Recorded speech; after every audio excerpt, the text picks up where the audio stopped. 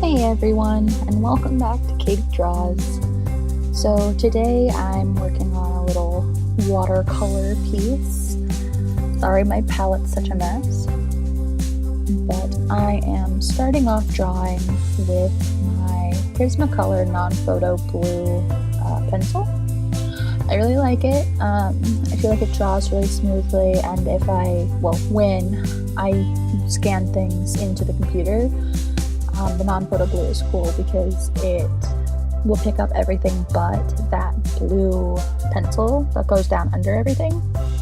And so it's a really nice way to get really clean line art when I scan it. Now, I didn't scan this one just because I didn't really know what I was doing with this piece when I got started. But I'm happy with the way it turned out, I feel like this is one of those pieces that you start and you feel pretty good about it while you're working on it. Halfway through, you start to feel a little iffy about whether or not you actually like it. And by the end, you hate it. Oh God, by the end, it is just the worst thing that has ever existed. You come back to it a few days later and you're like, okay, this wasn't that terrible. But I find that happens to me a lot on my creative process. I'll end up making something, and a lot of times I would stop halfway through because I end up just really, really unhappy with how it's turning out. And I find that the more that I make myself push through that period of dislike for a piece, the more satisfied I am with the pieces I do finish.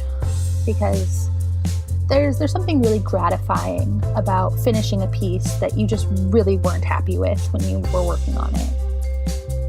And then, it's really easy to say, oh, this is horrible, I'm just gonna start over from blank and whatever. But when you do that, you end up sort of putting the car in reverse just to drive straight back into the same wall you hit a few minutes ago.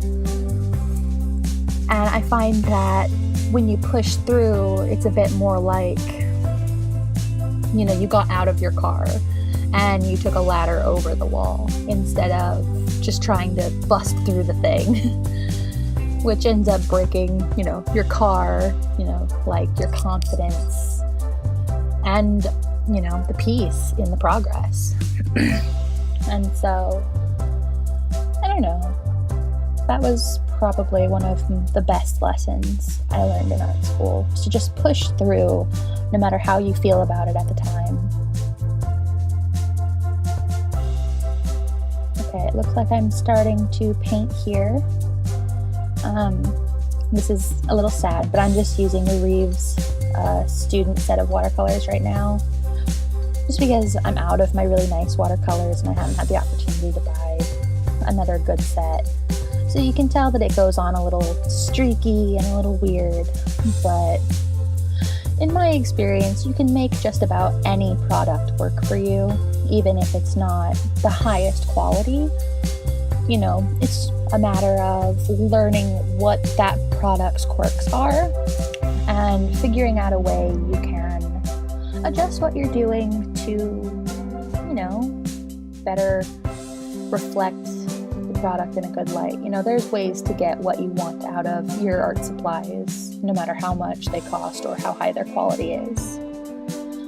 And so in this case, it takes a lot of additional water being added and a lot of passes over the same place to get the paint to smooth out and to get the color to lay a little bit more evenly, or to get the pigment to spread like your nicer watercolors do. You sort of have to give it a gentle push to actually make it go all of the places it should. And I think that's why I'm in love with this little water brush that I'm using, because even with the really cheap, sort of lower quality watercolors that I've been using lately, I can still make it look fairly okay by the end, because adding more water is as simple as squeezing it. But you'll also notice that I squeeze and I get water from my cup because with higher quality watercolors, it's not so big of an issue. You can just lay some water down, throw some pigment on there, maybe move it around a little bit, and that's, you know, that's your wash. But with these, I like the flexibility of dipping water while the fresh pigment's right there on the brush, and I like adding extra water once it's already laid down on the paper. And so even though I'm using my fancy yak wash pen, I still like having a cup around so that I can dip my little brush pen just like I would with a regular paintbrush. And I don't know, I feel like it adds just, you know, that flexibility adds to the whole creative process for me.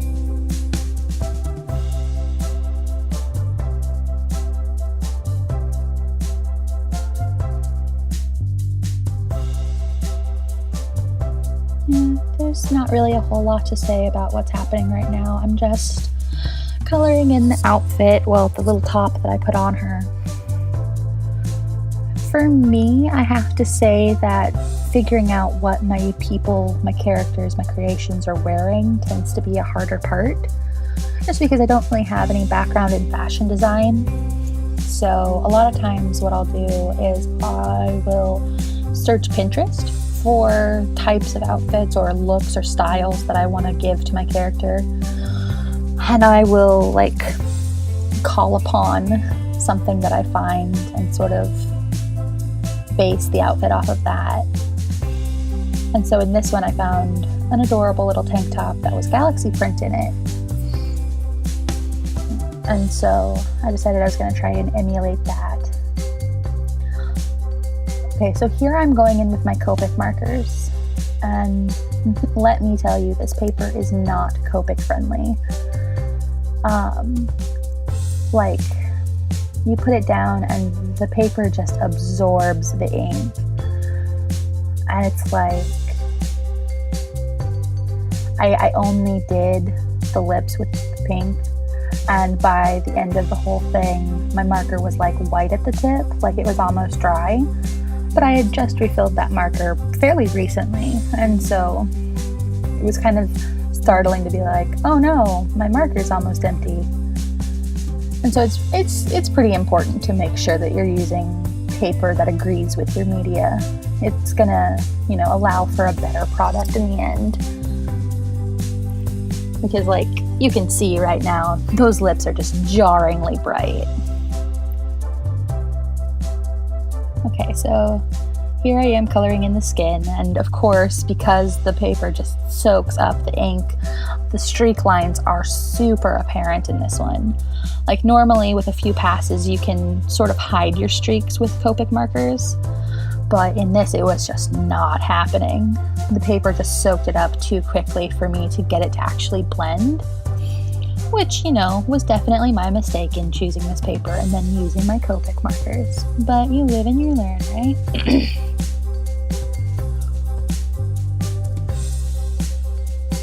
So I've had some people ask me why I do such heavy blush on the cheeks and shoulders and nose. And I just wanted to put it out there in case anyone didn't know. I like to color my nose and my cheeks because it adds dimension to the face. And like, those are areas of your face that are usually fairly pigmented anyway. Your nose because the skin is thinner there, and your cheeks because there's a lot of blood vessels happening under there. And so while it's probably not the most realistic look in the way I do it, I feel like it really accentuates my style. And I like the way it looks. And now I'm outlining with my Pentel pocket brush pen. I gotta say, I really love this thing. I have tried so many different brush pens, and this one is just the easiest to control, and it has, in my opinion, the best ink.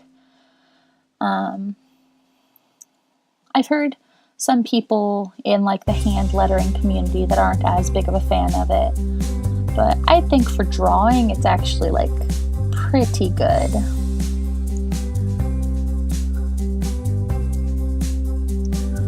Okay, now I'm going in with my little Pentel color markers.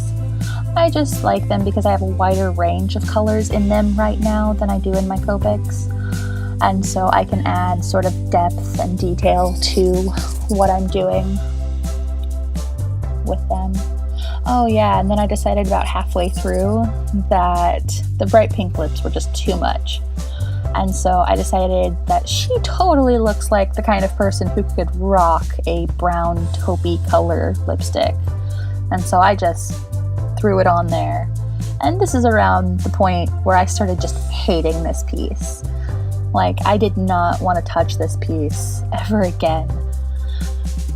But I added the color to the lips, and then I was like, okay, this isn't as disgusting as I thought it was. Still by far not my best work, but I feel like, it's important to show your flops too. Rome wasn't built in a day, and I certainly wasn't made a good artist overnight. It takes some good pieces and some bad pieces to really grow as an artist. So here I'm going in with that same Prismacolor pencil that I used to draw it. Again, just to add some real depth and dimension to her face and her skin, and sort of liven her up a little bit, because the Copic marker I used for her skin was kind of dull and unimpressive, but she's definitely more olive toned, and I feel like adding the red in with the olive sort of breathes life into her that was otherwise missing. And this weird pause is because I had no idea what I wanted to do next, but I knew that this was not a finished piece. There was no way this was going to be a finished piece. So I'm playing in my mind with what can I add to her, what can I add to the background to just make it feel better and more done and less blah. And so I eventually decided that I was just going to add,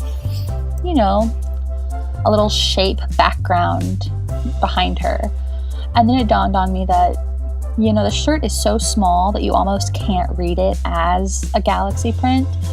And so I thought I would pull that up behind her, make it more obvious a visual theme, so that it really worked throughout the whole piece and wasn't just an odd, highly detailed portion of the body. And, I think it turned out pretty well. I do love those purples and the blues together. I feel like they just are a gorgeous combination. And so anytime I can justify adding galaxy to a piece, I am there.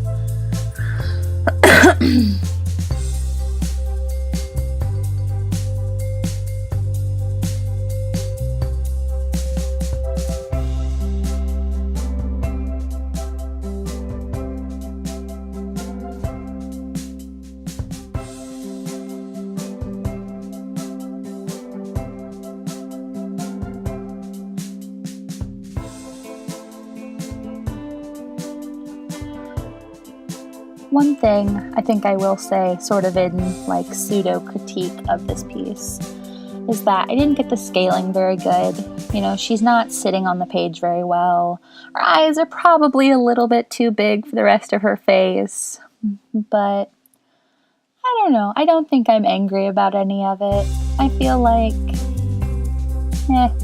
mistakes have to be made to grow, and I get the feeling that this one was a bit of a learning experience, I wasn't sure what I could do or what would look good. And I just sort of dove in and I made myself finish it. And despite everything, I don't think it's the worst piece I've ever done, I can look at this piece and look back at portraits similar to this that I did in high school, and I'm really, really proud of this piece. It looks a heck of a lot more like a person than anything I did in high school, that's for sure. But I'll probably look at this piece in another 4 years and think, wow, did I really put that on YouTube? Am I really showing this to the world? And that's okay. I think that those feelings are all right to have, as long as you don't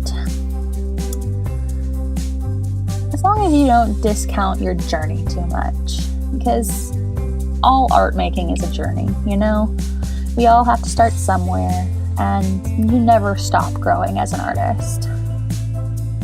And I think that that's the important part about this piece. This is just a part of my journey to becoming a better artist.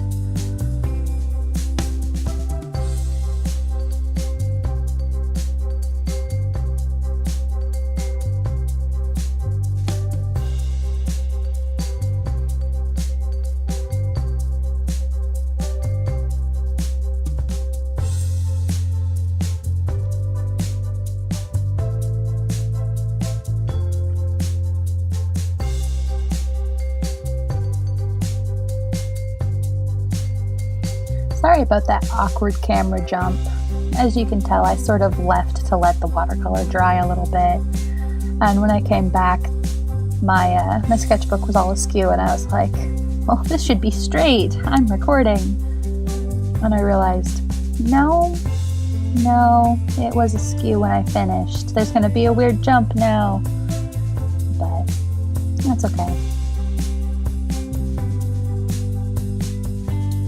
I do have to say I wish I had a better white gel pen, because this one is I have two actually, and they're very hit or miss whether or not they'll actually go over what I'm drawing under them. Like, one of them has a really hard time drawing over my watercolors, and the other one just really despises going over my other inks. And so you'll see that I end up sort of switching between the two a bit in this part. You might not notice, I kind of didn't point it out in the actual video. But I like my white gel pens. I feel like they allow me to add a bit of detail that you wouldn't really get otherwise. And it's like, yeah, I could use masking fluid, or I could use, I could just not color certain spots. But even when you do that, it looks more like a gap in your piece than, a highlight usually, or an addition. And I think that I like the white gel pen because it really does read as an addition rather than a gap. So this is the finished piece. Oh, no, wait. I am still coloring, still going. Oh, here we are. This is the finished piece. Just doing a quick look around at all the little details. Anyway, I hope you guys enjoyed that. Thank you so much for watching. I will see you in the next video.